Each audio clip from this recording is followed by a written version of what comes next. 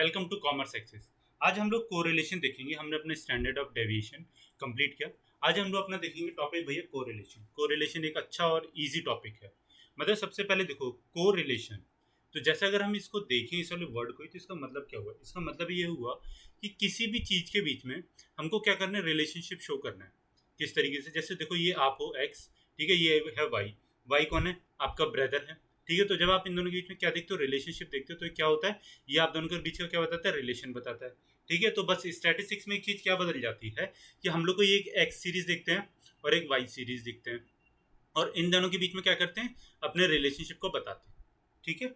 ये रिलेशनशिप हमारा पॉजिटिव भी हो सकता है, नेगेटिव भी हो सकता है, या फिर अगर हम बोले न्यूट्रल, या फिर बोले तो जीरो, ठीक है। इस तरीके से हमारे 3 तरीके के रिलेशनशिप्स हो सकते हैं, किसमें? हमारे को रिलेशन। चलो स्टार्ट करते हैं आज का अपना टॉपिक। तो बता दूं मैं आपको उससे पहले कि हम लोगों ने जेएसओ डबल एओ इंग्लिश मेंस के लिए पूरा का पूरा एक सीजन मेंस का फ्री बैच लॉन्च किया हुआ है, ठीक है। आप लोग हमारे चैनल पर आके बिल्कुल फ्री में पढ़ सकते हैं। तो सबसे पहले जो चीज आती है कोरिलेशन। कोरिलेशन की डेफिनेशन को देख लेते हैं। The most commonly use techniques for investigating the relationship between two quantitative variables are correlation and linear regression, ठीक है। कोई भी दो ऐसे मतलब एक्स और वाई, या हमारे कोई भी दो क्वांटिटेटिव वेरिएबल्स की जो सीरीज है, ठीक है, उन दोनों के बीच का क्या रिलेशनशिप को कौन बताता है? एक तो कोरिलेशन बताता है और दूसरा कौन बताता है? लीनियर रिग्रेशन बताता है। पहले हम लोग कोरिलेशन पढ़ेंगे, उसके बाद में अपना लीनियर रिग्रेशन पढ़ेंगे। तो क्या कहता है, correlation quantifies the strength of the linear relationship between a pair of variables, whereas regression express the relationship in the form of an equation, ठीक है। सर कुछ बात पल्ले नहीं पड़ी है ना, कोई बात नहीं, जब हम लोग आगे करते रहेंगे तो एक ही चीज में आती है। पहले हम लोग डेफिनेशन अपनी सारी देख लेते हैं। अब देखो सबसे ज्यादा इंपॉर्टेंट डेफिनेशन ये वाली है। ये क्या कहता है हमसे, when two variables very simultaneously in the same or opposite direction and change in the value of one accompanied by a change on the value of the other, then those two variables are said to be correlated, ठीक है। क्या कहता है कि हमारे कोई भी दो वेरिएबल्स हैं, ठीक है। यहाँ पे एक सीरीज है, जैसे मान लो एग्जांपल ले लो 1 2 3 4 5 6 7, ठीक है, ये है। यहाँ पे कोई एक सीरीज है जो है 10 20 30 40 50 60 70। अब आप इस वाली सीरीज में एक चीज कॉमन क्या चीज देख सकते हो कि जब ये वाली सीरीज इंक्रीज कर रही है तो ये भी इंक्रीज कर रही है, ठीक है। तो इससे हमको क्या पता लगता है कि कहीं ना कहीं इस वाली सीरीज में इससे कोई ना कोई कनेक्शन है। मानो कि ये क्या है हमारा, ये पेट्रोल के प्राइसेस हैं। नहीं, पेट्रोल के प्राइसेस तो नहीं ले सकते, उल्टा हो जाएगा, है ना। तो इसको कुछ और चीज लेट कर लेते हैं, जैसे चलो ठीक है, इसको हम लोग क्या लेट करते हैं, किसी भी एक प्रोडक्ट की यूनिट है जो कि मार्केट में कंज्यूम हो रही है, ठीक है। यूनिट कंज्यूमिंग है ये वाली हमारी, और ये क्या हमारी, ये उस पर्सन की सैलरी है। तो इससे हमको क्या पता लगता है कि जब हमारी यूनिटी देखो, यूनिट जो थी हमारी एक हुई, फिर दो हुई, फिर तीन हुई, फिर चार हुई, पांच हुई, छह हुई, ठीक है। जब हमने ये चीज देखी तो हमको समझ में नहीं आया कि भैया वो इंसान इतनी ज्यादा यूनिट्स एकदम से कैसे खरीदने लग गया, ठीक है। लेकिन जब हमने उसकी सैलरी या फिर जब इनकम का सोर्स देखा तो हमको पता लगा कि हाँ भैया उसकी जब इनकम बढ़ रही थी, इसलिए वो क्या कर रहा था, उसकी जो सेलिंग की या हम बोलेंगे जो उसके परचेजिंग की जो कैपेसिटी थी वो क्या कर रही थी, वो भी इंक्रीज कर रही थी। तो इससे हमको क्या पता लगा, सैलरी इज को related to the number of units buying that person, ठीक है। या फिर यहां पे क्या होता, अब एक तो हमारी ये होगी, ठीक है। और एक हमारी क्या कंडीशन हो सकती है कि मानो कि जैसे 1 2 3 4 5 6 7 हो गया, और यहाँ पे होता कि 70 70 80, नहीं ये तो घटेगी ना, 70 60 50 40 30 20 और 10, ठीक है। इस तरीके से हमारी एक दूसरी सीरीज होगी। अब इस वाले केस में हम लोग क्या करते हैं, यूनिट कंज्यूम कर लेते हैं इसको, और यहाँ पे क्या करते हैं, अपनी सैलरी करते हैं। तो हमने क्या देखा कि जब पहले उसकी एक यूनिट को कंज्यूम कर रहा था, ठीक है, तब उसकी सैलरी 70 थी। जब उसने 2 यूनिट कंज्यूम की तो उसकी सैलरी 60 होगी। सर ये कैसी है? ये हमने एक गिफिन गुड्स पढ़ते हैं इकोनॉमिक्स में हमारे, ठीक है। तो गिफिन गुड्स हमारा क्या कहता है, वो ये चीज कहता है, क्या इंफीरियर गुड्स हो गया हमारा, कि अगर उस पर्सन की सैलरी कम होती है तो नंबर ऑफ यूनिट्स जो हैं उसकी वो क्या होंगी, वो इंक्रीज कर जाएंगी, ठीक है। तो इससे हमको पता लगा कि जब उसकी ये वाली, जैसे मान लो कि इंसान बाजरा खाना इसने बहुत ज़्यादा स्टार्ट कर दिया, तो हमको क्या पता लगा कि बाजरा मार्केट में सस्ता आता गेहूं से। तो हमको क्या पता लगा कि इस वाले पर्सन की कहीं ना कहीं कोई दिक्कत आ रही है। तो हमने जब इसकी सैलरी उठा के देखी तो हमको पता लगा कि इसकी सैलरी डाउन हो रही थी, इसलिए इसने क्या किया, बाजरे को यानी कि इंफीरियर गुड या फिर इसमें गिफिन गुड्स को खरीदना स्टार्ट कर दिया। तो ये हमारा कैसा, ये हमारा नेगेटिव रिलेटेड है, ठीक है, ऊपर वाला केस हमारा कैसा था, पॉजिटिवली रिलेटेड था, या फिर यहाँ पे कोई रिलेशन नहीं होता, ठीक है, तो हम लोग क्या कहते थे, उसको न्यूट्रल कह देते। ठीक है, इतनी चीज आती है समझ में। आगे चले। ठीक, इजी है, कुछ भी हार्ड नहीं है ना इसमें, इंटर रिलेटेड में। दोनों की दोनों देखो, पहले हमको देखना कि पॉजिटिवली उससे कनेक्ट हो रही है या फिर नेगेटिवली हो रही है, ठीक है, फिर उसके बाद में बस उसको कनेक्ट करते हैं धीरे धीरे से। अब क्या आता है हमारा इंपॉर्टेंस ऑफ कोरिलेशन। हमको ये आखिरकार कोरिलेशन पढ़ाया क्यों जाता है? कोरिलेशन की पूरे स्टैटिस्टिक्स में बहुत ज़्यादा वैल्यू है। जैसे हमारी स्टैंडर्ड डेविएशन की वैल्यू होती थी, वैसे हमारी किसी कोरिलेशन की सबसे ज़्यादा वैल्यू होती है, ठीक है, स्टैटिस्टिक्स में। क्योंकि आप लोग देखो, डाटा बना लिया, डाटा ले आए, पर उस डाटा को आप लोग कंपेयर नहीं कर पाओगे अगर उस डाटा को मतलब ये शो नहीं कर पा रहे कि ऐसा आखिर हो क्यों, ठीक है, ऐसा आखिर हो क्यों रहा है, तो तब तक वो डाटा कैसे यूजलेस डाटा है। जब हम लोग देख पाएंगे कि उस वाले डाटा में ये चीज़ हो रही है और ये चीज़ क्यों हो रही है, तो हमको पता लगेगा ना कि भाई इस वाले डाटा का ये यूसेज है, ठीक है। वही चीज़ हमारी कौन बताता है? वही चीज़ हमारी कोरिलेशन बताता है। चलो, तो सबसे पहले इसकी इंपॉर्टेंस देख लेते हैं। The correlation coefficient helps in measuring the extent of relationship between two variables in one figure, ठीक है। ये मतलब कि जैसे दो बहुत बड़े बड़े डाटास हैं, तो इसको कैसे एक सिंपल से आपको नंबर प्रोवाइड करा देगा फॉर्मूले से, जिससे क्या करोगे आप उसको इजीली कैलकुलेट कर सकते हो। आपको मतलब पता लग जाएगा हाँ भैया ये चीज़ इतनी ज़्यादा कोरिलेटेड है, ठीक है। टू क्या था हमारा? Correlation analysis facilitates understanding of economic behavior and helps in locating the critically important variables on which other depends, ठीक है, ये एक होता है इसका। when two variables are correlated then value of one variable can be estimated given the value of the another, ठीक है। जैसे कि मैंने आपको बताया कि हमारा एक तरीके से यहाँ पे जैसे गुड्स का क्या हो रहा था, क्वांटिटी इंक्रीज हो रही थी, हमारी सैलरी क्या हो रही थी, इंक्रीज हो रही थी। ये कैसे था? हमारा पॉजिटिव वाला रिलेशन था, ठीक है। तो जब ये हमारा पॉजिटिव वाला रिलेशनशिप था, तो हमको एक चीज़ समझ आती है कि देखो मान लो कि यहाँ पे कोई एक चीज़ नहीं गिवन है, ठीक है, ये वाली चीज़ मिसिंग है, तो हम लोग क्या कर सकते हैं इस वाली चीज़ में? हम लोग एक एस्टिमेट लगा सकते हैं कि कहीं ना कहीं ये वाली चीज़ ऊपर वाली चीज़ से इंक्रीज हुई होगी। मतलब यहाँ पे 1 है, यहाँ पे 2 है, यहाँ पे 4 है, यहाँ पे 5 है, ठीक है। तो हमको पता लगा होगा ये चीज़ यहाँ पे कहीं ना कहीं 3 रही होगी।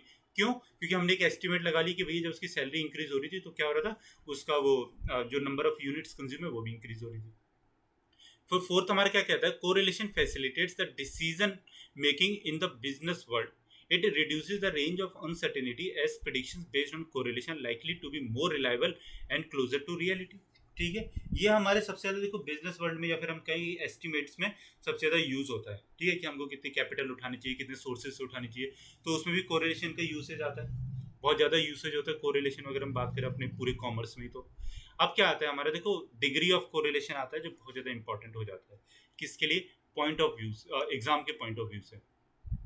क्योंकि डिग्री ऑफ कोरिलेशन का मतलब होता है कि हम लोग कितना ज़्यादा, मतलब कि एक होती है हमारी परफेक्ट होती है, ठीक है, एक क्या होती है हमारी एब्सेंस ऑफ कोरिलेशन होता है, और एक क्या होता है हमारा लिमिटेड डिग्रीज ऑफ कोरिलेशन होता है। इसका एक चार्ट होता है, ठीक है, वो मैं आप लोगों को भी बताऊंगा नीचे।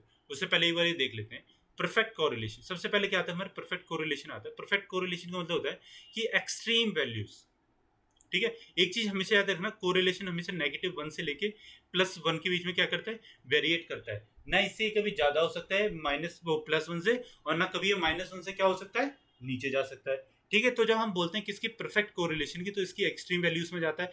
जब नेगेटिवली परफेक्ट होगा तो क्या होगा? -1। जब पॉजिटिवली परफेक्ट 1 होगा, परफेक्ट पॉजिटिवली होगा तो क्या होगा हमारा? +1 हो जाएगा।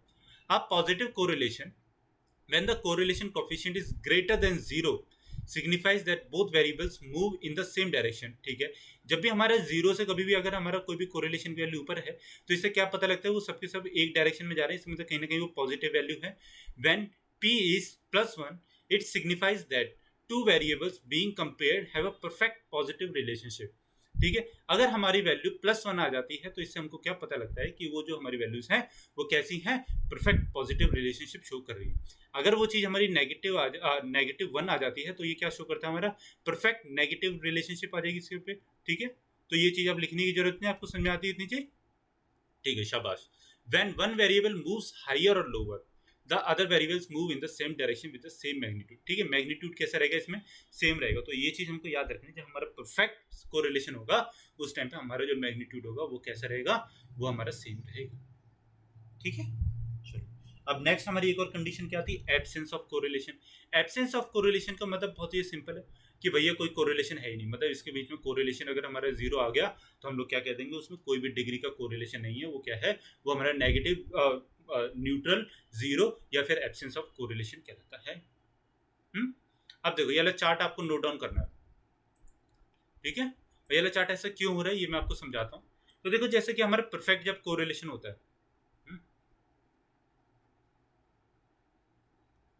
तो जब हमारा परफेक्ट कोरिलेशन होता है तो परफेक्ट में मैंने आपको बताया था एक्सट्रीम वैल्यूज आएंगी, ठीक है। जहां कहीं भी आप नोट डाउन करोगे ना, यहाँ पे एक्सट्रीम वैल्यूज लिख लेना ताकि आपको बाद में याद रहे, ठीक है। एक्सट्रीम वैल्यूज तो ये हमारे +1 हो सकती है या फिर हमारी -1 हो सकती है। तो ये किसके लिए, हमारा पॉजिटिव वाले के लिए, ये हमारे नेगेटिव वाले के लिए, ठीक है। नेगेटिव ये बहुत ही सिंपल सी चीज़ है, नेगेटिव के लिए -1 होगी, प्लस पॉजिटिव के लिए +1 होगी। फिर हमारा क्या था, हाई डिग्री। तो हाई डिग्री में देखो एक तो हो गया परफेक्ट, ठीक है, +1 को छोड़ दो, हो गया हमारा परफेक्ट। अब जब हम उससे थोड़ा कम आते हैं तो हमारा क्या आता है, +0.75 से लेके किसमें, +1 के बीच में हमारा क्या होता है, हाई होता है। और सेम टू सेम नेगेटिव में क्या होता है, -0.75 से लेके -1 तक, ठीक है। मॉडरेट अब हमारा क्या हो रहा है, 0.25 से कम हुआ है इसमें, ठीक है। फिर यहाँ पे किससे पॉइंट, अब कितना बचेगा हमारा, 0.25 से फिर से कम कर देंगे तो ये कितना बनता है हमारा, 0.25 से लेके 0.75 तक बनता है, ठीक है। और इसमें 0.25 से लेके 0.75 तक किसमें, नेगेटिव वाले में। जब हमारा लो होता है तो वो क्या होता है, हमारा 0 से लेके +2.5 तक होगा, और फिर उसमें क्या होगा हमारा 0.25 नेगेटिव का किसमें, लो में होगा। और जब एब्सेंस होगा तो हमारा 0 हो गई।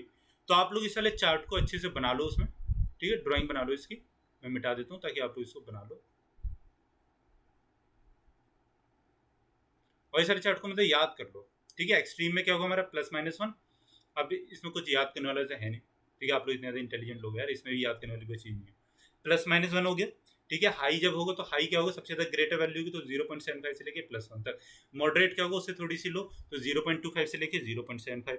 और लो क्या होगा भैया, वो तो सबसे ज़्यादा लो हो जाएगी हमारी, ठीक है। तो वो कितनी हो जाएगी, बिटवीन 0 to 0.5, और एब्सेंस में तो फिर 0 हो जाएगी।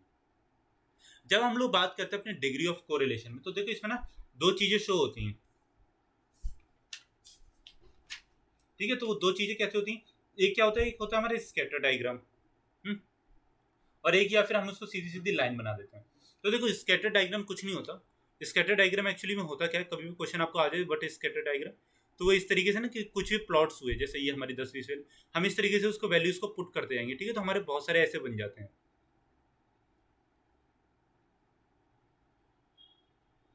तो जब हम इस तरीके से मतलब ये डॉट डॉट डॉट से पूरे में कर लेना आप लोग ऐसे करके बहुत सारे, तो ये जब हम ऐसे करके बना देते हैं अपने, ये क्या कहलाता है हमारा, ये हमारा स्कैटर डायग्राम कहलाता है। और जब हम इसकी सीधी सीधी एक लाइन खींच देंगे तो ये परफेक्ट पॉजिटिव रिलेशनशिप को शो कर देगा। तो देखो परफेक्ट पॉजिटिव रिलेशनशिप के लिए क्या है, यहाँ पे देखो आप 10, 20, 30, 40, 60, 70, ठीक है। फिर यहाँ पे हमने क्या देखा, 50, 60, 80, 90, 100, 120, लगभग जो हमारा मैग्नीट्यूड जो था, जो हमसे कह रहा था ऊपर कि मैग्नीट्यूड क्या होना चाहिए, सेम होना चाहिए, ठीक है। तो हमारा मैग्नीट्यूड सेम था। जब ये चीज़ बढ़ रही थी तो ये भी बढ़ रही थी। इसका आप उसी चीज़ से कंपैरिजन कर सकते हैं, क्या, यहाँ पे यूनिट्स कंज्यूम, और यहाँ पे क्या, इनकम ऑफ द कंज्यूमर, ठीक है। तो जब हमारी पॉजिटिव होगी तो किस तरफ, राइट साइड की तरफ इसका क्या बनेगा, लाइन बढ़ेगी, ठीक है। राइट साइड की तरफ इसका ग्राफ बनेगा, इसके जो स्कैटर डायग्राम होगा वो भी। तो हमारा आर क्या होता है, इक्वल्स टू 1 होता है। कोरिलेशन को हम लोग किससे, आर से रिप्रेजेंट करते हैं। आर इक्वल्स टू 1 क्या होगा हमारा, परफेक्ट कोरिलेशन, वो भी कैसा, पॉजिटिव वाला। आप चाहो तो यहाँ पे +1 भी लगा सकते हो, ठीक है, ताकि आपको फ्यूचर में याद रहे, वाकई 1 तो +1 होता ही है फिर। तो स्कैटर डायग्राम यही चीज़ होती है, उसमें कुछ भी नया नहीं होता। तो अगर आप लोगों को मतलब कभी क्वेश्चन में आ जाए कि स्कैटर डायग्राम बना दो पॉजिटिव का, तो ये चीज़ होगी। फिर हम लोग किसकी बात करते हैं, जो हमारा परफेक्ट कोरिलेशन है ये भी, बट ये कैसा है, नेगेटिव कोरिलेशन है, ठीक है। ऊपर वाला कैसा था हमारा परफेक्ट कोरिलेशन पर पॉजिटिव कोरिलेशन, ठीक है। जब पॉजिटिव नेगेटिव होगी तो किस चीज़ की तरफ बढ़ेगी भैया, वो हमारी नेगेटिव की तरफ बढ़ेगी। इसका भी स्कैटर डायग्राम कुछ इस तरीके से रहेगा हमारा, ठीक है। आप लोग कॉपी में बना लेना, एक लाइन का बना लेना, एक नेगेटिव का बना लेना, दोनों को एक ही साथ बना लेना। ये क्या होते हैं, हमारे जो पॉइंट्स होते हैं बहुत सारे, ये हमारी वैल्यूज होती है जो यहाँ पे पुट की गई होती हैं।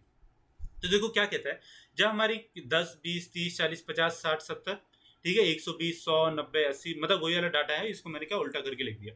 तो जब हमने उल्टा करके लिख दिया तो ये क्या हुआ हमारा, आर इक्वल्स टू -1 हो गया, आर इक्वल्स टू -1, और ऊपर क्या था हमारा, आर इक्वल्स टू पॉजिटिव का 1, जब हमारा क्या था, पॉजिटिव कोरिलेशन था, ठीक है। अब क्या आता है हमारा, एब्सेंस ऑफ कोरिलेशन आता है। जब हम लोग अपने एब्सेंस ऑफ कोरिलेशन की बात करते हैं, ठीक है, जब हम इसमें क्या स्कैटर डायग्राम भी बन सकता है। इसमें कोई और आप बनाओगे तो फिर कुछ इस तरीके का, मतलब ऐसा ऐसा कुछ, ये कुछ ऐसा बना दोगे तो वो भी क्या हमारा बन जाएगा, वो भी हमारा एब्सेंस ऑफ कोरिलेशन बन जाएगा। ठीक है, तो यहाँ पे इसको नेगेटिव नहीं, इसको यहाँ पे क्या लिखना है, एब्सेंस ऑफ कोरिलेशन लिखना। तो एब्सेंस ऑफ कोरिलेशन में देखो हमारा कुछ स्कैटर डायग्राम इस तरीके से बन जाता है। मतलब कोई भी वैल्यू कहीं पे भी बढ़ जाएगी, कुछ भी कहीं पे भी इंक्रीज हो रहा है, कभी कहीं पे यहाँ पे जा रही है, कभी यहीं पे जा रही है, कोई फर्क पड़ता नहीं। तो ये क्या हो गया, हमारा एब्सेंस हो गया। मतलब इन दोनों के बीच में कोई भी रिलेशनशिप नहीं है। कैसे, 10 का 20, ठीक है, 10 20 30 40 50 60 70 ये बढ़ रहा था। पर ये देखो ये क्या हो रहा है, 20 5 30 40 70 10, कभी बढ़ रहा है कभी घट रहा है। तो इस तरीके से क्या, इनके बीच में कोई भी रिलेशनशिप नहीं बनता है। ठीक है, तो आज की क्लास में हम लोग इतना ही करेंगे अपने। अब कल की जो हमारी क्लास होगी उसके बाद में हम लोग क्या करेंगे, अपना इसमें न्यूमेरिकल्स देखेंगे। तो कल की क्लास इसकी हमारी लास्ट हो जाएगी कोरिलेशन की। ठीक है, कोरिलेशन में कुछ नहीं ज़्यादा, दो ही टॉपिक्स होते हैं। एक हम लोग देखेंगे कि अपना कोरिलेशन, और एक देखेंगे कि अपना रैंक मेथड।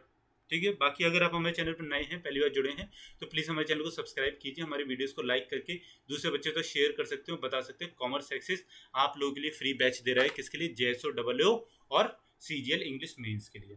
ठीक है, और हम लोग इसी तरीके से अपनी क्लासेस को चलाते रहेंगे। बाकी thank you so much for connecting with us. अपने लोग क्या करते हैं, कल मिलते हैं अपनी नेक्स्ट वीडियो के साथ में। बाकी thank you so much for watching this video.